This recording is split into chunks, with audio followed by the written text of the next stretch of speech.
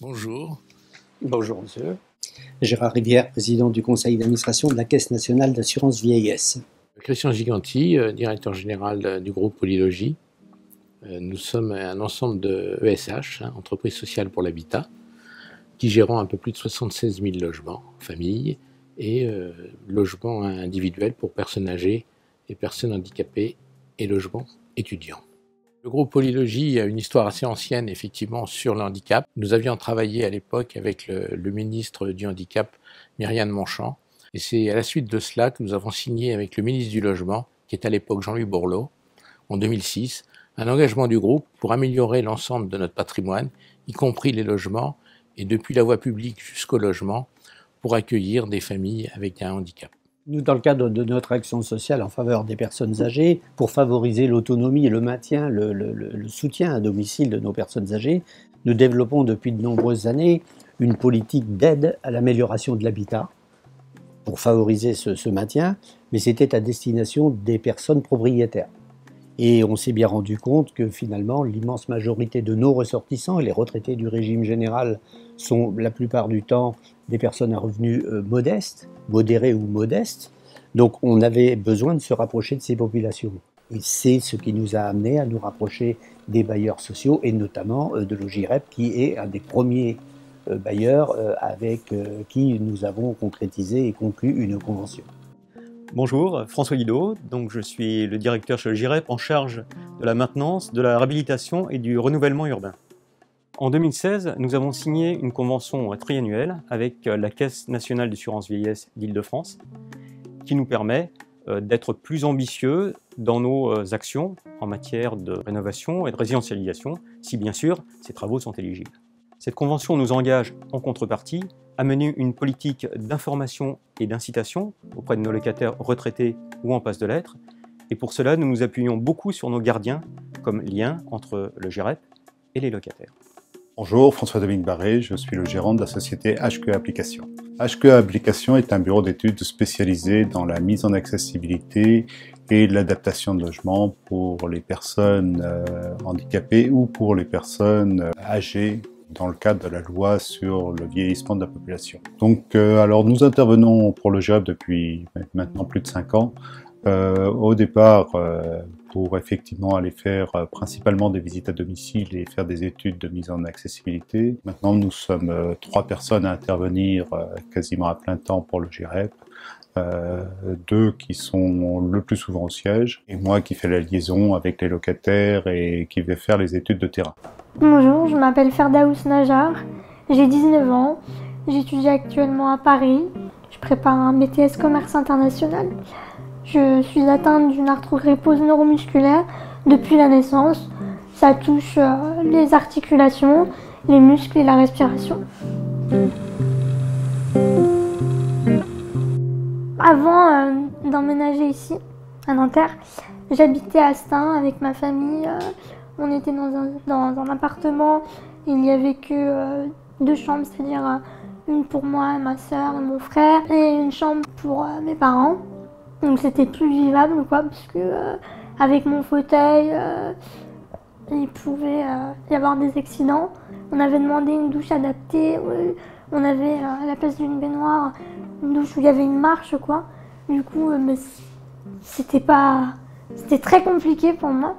Le GIREP directement m'a donné une palette et m'a dit voilà, je vous propose ça, ça, ça. Nous avons été amenés à remplacer les portes existantes pour les élargir et mettre des portes coulissantes. Mon travail, c'est d'abord cette diversité et la rencontre avec les gens. L'accessibilité ou l'adaptation, c'est une multitude de petits détails et on ne peut les mettre en œuvre que si on est à l'écoute des gens. Mon principal rôle, c'est de faire parler les gens. Comme le bouton est trop haut, je me suis dit c'est un peu dommage. Oui. Ouais.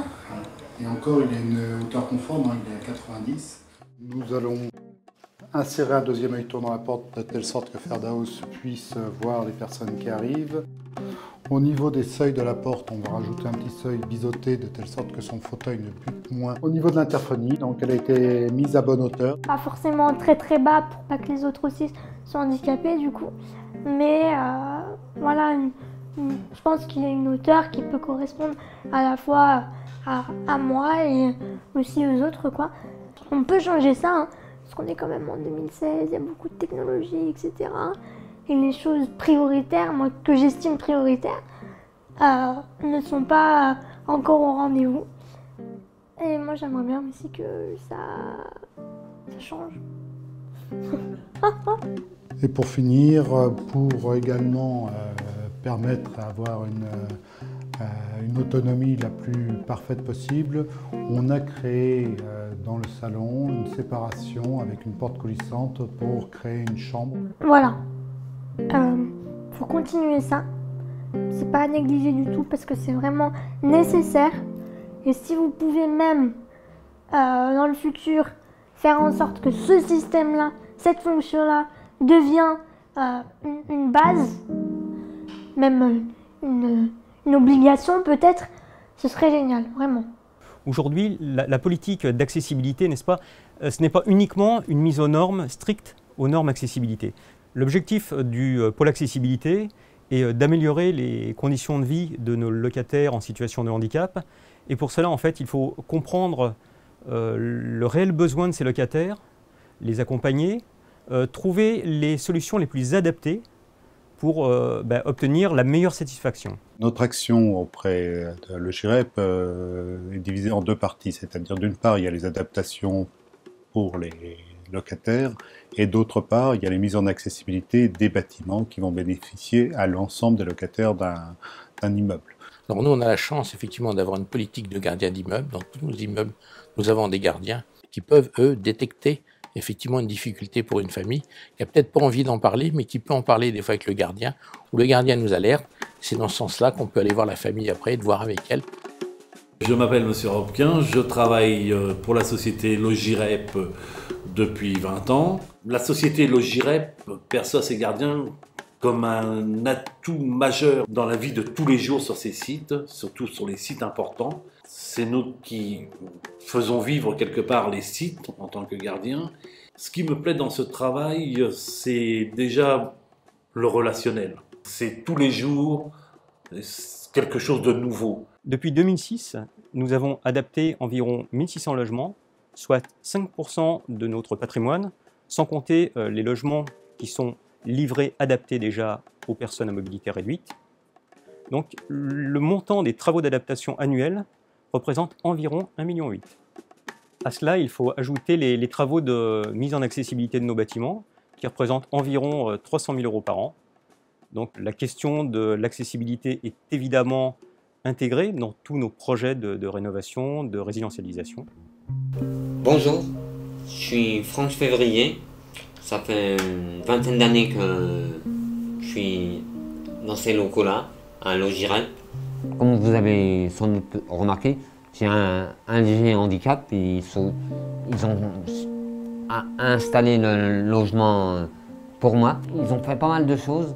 Ils ont fait la rampe d'escalier. Monsieur Février est un client à part, vu que c'est quelqu'un qui a un handicap dans sa vie de tous les jours. Donc nous essayons d'être le plus proche de lui dans la mesure où il nous le demande et nous faisons en sorte d'intervenir quand c'est nécessaire. Auparavant, vous aviez un escalier qui débutait directement, la première marche étant à 30 cm de la porte. Donc il nous a fallu créer une plateforme de telle sorte que tout le monde puisse ouvrir la porte sans risque. D'un côté, créer un escalier pour adapter à toute personne, y compris les malvoyants, avec une bande d'éveil et de vigilance, des nez de marche antidérapants, des mains courantes à double hauteur et de l'autre côté, une rampe qui permet à toute personne, soit en fauteuil roulant, soit surtout les personnes qui ont des caddies, des poussettes et autres, de pouvoir accéder à l'entrée sans difficulté. Cette entrée est devenue accessible à tous. Avec la rampe qu'ils ont faite, ça me libère, on va dire, ouais. Je peux sortir avec le fauteuil, aller à droite, à gauche. Avant, il y avait quelques marches, c'est rien, c'est sûr, pour tout le monde c'est rien. Mais pour moi, je suis tout le monde aussi. Mais avec le fauteuil, je ne pouvais pas, quoi. En 2016, nous avons adapté près de 300 logements, ce qui représente une augmentation de 30% en 2 ans. Alors, il faut savoir que dans notre patrimoine, il y a des gens qui ne peuvent pas se laver, qui ont des conditions de vie qui sont très délicates. Et bon, par exemple, l'adaptation la plus fréquente qu'on va faire, ça concerne les salles de bain, avec le remplacement d'une baignoire par une douche à fond plat, avec des barres d'appui, avec des fauteuils, avec une robinetterie adaptée, car le taux d'accident sur ces installations est vraiment très fréquent, trop fréquent. Et vraiment, il faut qu'on puisse faire comprendre à nos locataires qu'on peut améliorer leurs conditions de vie, qu'on peut empêcher ces accidents, et qu'ils doivent vraiment nous prévenir, et à ce moment-là, nous faisons l'adaptation. Bonjour, je m'appelle Anna Rioux, j'ai 75 ans.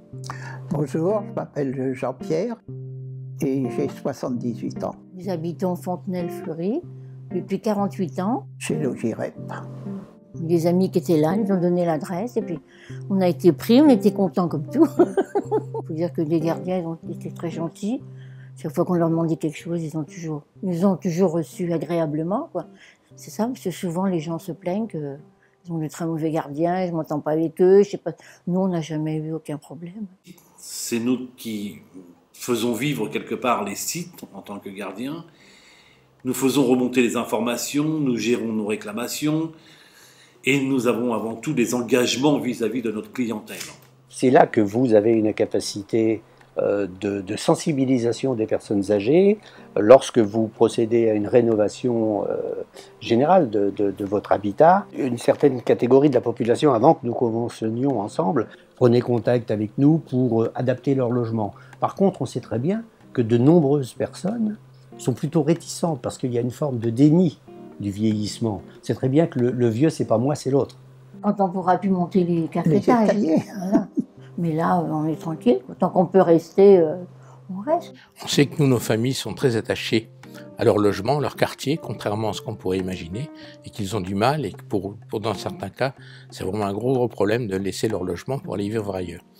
Bon, je partirai ailleurs si vraiment un jour j'ai plus de jambes, j'ai plus de bras. Non, c'est sûr. Hein. Donc comment garder nos locataires dans les logements, tout en sachant que le vieillissement effectivement amène à une difficulté. C'est pour ça aussi qu'on s'est rapproché de vous et qu'on arrive à faire un travail en partenariat pour pouvoir garder à domicile nos locataires qui vieillissent. Près de 30% de nos locataires sont retraités et 20% sont susceptibles de l'être dans les 10 prochaines années. Donc il est essentiel de pouvoir travailler pour améliorer les conditions de vie de ces locataires. Et donc cette convention nous permet de financer à la fois les études, bien sûr, mais également les travaux d'adaptation des logements et des sites. J'ai eu sur ce site l'occasion d'effectuer pas mal d'aménagements au niveau des salles de bain, déjà notamment, principalement au niveau des salles de bain. La salle de bain, c'est très bien, on prend des bonnes douches, c'est impeccable. Il n'y a plus à escalader pour pouvoir aller dans les baignoires et tout. Là, ça glissait. On ne pouvait pas mettre les mains sur le rebord, on glissait tout le temps. Alors, il fallait bien essayer de s'accrocher. Bon, et puis une fois qu'on était dedans, là, on ne pouvait pas s'allonger, je ne pouvais pas me relever, moi. Alors, on a dit, bon, si c'est pour avoir une belle baignoire comme ça, puis qu'on ne peut pas s'en servir, autant avoir une douche. Au départ, on parlait beaucoup plus d'opérations ponctuelles. Maintenant, c'est vraiment un plan de mise en accessibilité pour l'ensemble du patrimoine. Même la barre dans les water, je me suis dit, oh, on va mettre une barre. Il m'a juste dit, il faut la mettre pour vous un peu plus basse, parce que vous êtes petite. Mais c'est vrai, je pense pas, mais quand on peut se lever, c'est impeccable aussi. Non, c'est des trucs qui ont été très bien étudiés, qui sont très bien adaptés. Tous ces travaux requièrent des compétences, un savoir-faire particulier. Donc nous appuyons sur des entreprises qui sont déjà formées pour cela. Et nous attachons beaucoup d'importance à ce que les travaux soient suivis, en particulier au niveau de la réception, avec notre partenaire, notre assistant maîtrise d'ouvrage, de façon à ce que le client soit vraiment satisfait. Alors comment se sont passés ces travaux? Oh bah ils se sont très bien passés. Ah mais moi je bouge plus d'ici, hein, moi je reste là. Ah je vois que vous êtes bien. Oh bah là oui, très très bien là. Ah, non mais là c'est vrai que c'était vraiment important, quoi, voilà. C'était une très bonne décision. C'est l'idéal, quoi. On devrait prévoir ça pour tout le monde, parce que c'est sûr, hein, ça, c'est bête, il faut arriver à notre âge pour avoir un truc moderne comme ça. Quand on fait un aménagement de salle de bain, là, c'est vrai que tout le monde a le sourire aux lèvres. L'important, c'est que chacun ait un cadre de vie qui corresponde à ses besoins et en particulier pour les personnes à mobilité réduite et les personnes en situation de handicap. Et nous qui pouvons venir apporter un complément pour améliorer donc ce logement pour permettre le bien vieillir à domicile. Je pense que c'est surtout améliorer la sensibilisation des différents acteurs pour pouvoir agir un peu plus tôt et ne pas attendre qu'on n'ait plus de solution pour agir. Je remercie Logirep. Ils ont mis du temps à faire les travaux, mais ils les ont fait à fond. C'est ça que je veux dire. Il faut banaliser le fait qu'il y ait des gens qui viennent dire voilà, quels sont vos besoins, quels sont vos problèmes au niveau mobilité. Et on est là, vous êtes chez vous, vous nous dites ce que vous voulez, on va vous le faire.